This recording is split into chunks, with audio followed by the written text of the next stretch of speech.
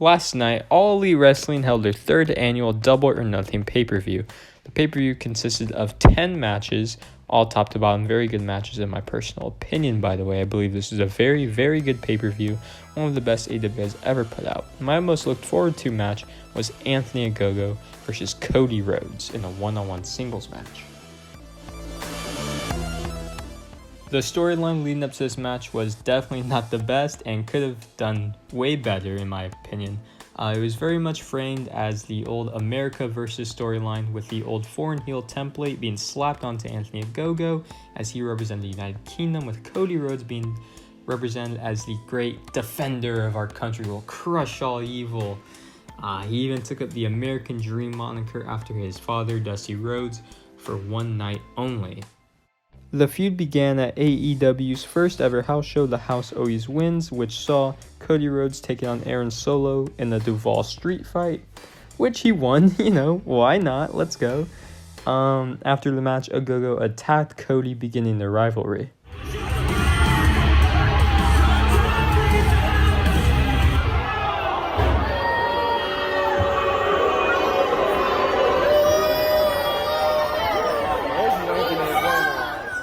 Anthony Ogogo would then go on to debut in All Elite Wrestling against Cole Carter, defeating him in a squash match. And the next week, also in a squash match, beating Austin Gunn.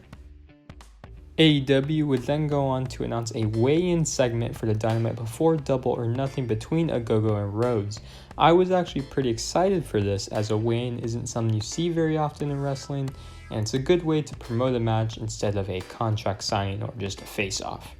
We then get to the actual weigh-in segment, which was nothing short of a fucking disaster, literally. Look at Paul White, he wasn't even excited for this. From Paul not being able to operate the freaking scale, to him yelling at the factory for no reason when Cody Rhodes had his entire posse out there from the Nightmare Factory.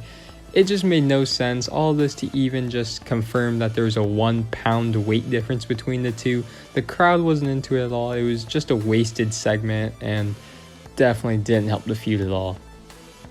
Going into Double or Nothing, Ogogo had so much hype around him, and we were all eager to see what he could do in a real wrestling match, as his first two matches were nothing but squashes. We were very excited for his debut, and Double or Nothing came, and it did not deliver one bit. The finish was awful. The match itself, the actual back and forth contest, was great. Ogogo looked very good in the ring. He hit several big moves, including a Olympic slam or ankle slam, whatever you want to call it, German suplex, a gut wrench powerbomb at one point, and even hitting a frog splash, which was very nice. But in the end, as many others and I myself had feared, this was nothing but another win for Cody. In the end, Cody Rhodes hit the vertebraker on the Ogogo for the 1, 2, 3. This was absolutely the worst decision AEW could have made in my opinion. Cody did not need to win this match whatsoever. Ogogo needed this win. It would have absolutely cemented him as a top contender in AEW. It did not do that at all. Cody used a move he almost never uses to win the match, in a win that will not propel him anywhere near the top main event. He obviously cannot compete for the world title due to that stipulation, and we do not want to see him beat Miro for the TNT title. So what does this do for Cody? His character is so stale, and it's very hard to get behind him lately, especially as a babyface. He needs a new direction, and this was certainly not the right way to do it.